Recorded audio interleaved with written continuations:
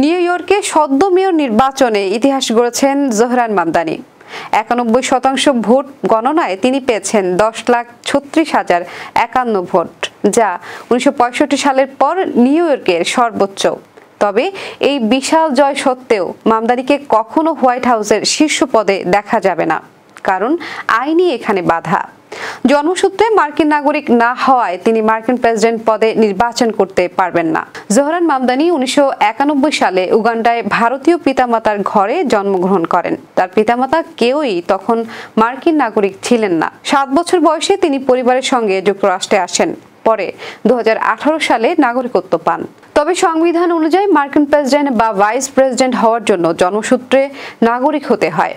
ফলে নাগরিকত্ব থাকলেও জন্মভিত্তিক সীমাবদ্ধতার কারণে তিনি হোয়াইট হাউসে প্রতিদ্বন্দ্বিতা করতে পারবেন না।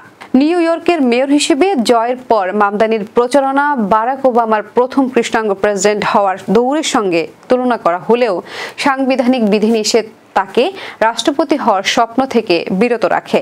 তারপরও শহরের মানুষ তাকে সমর্থন ও ভক্তির চোখে দেখেছে।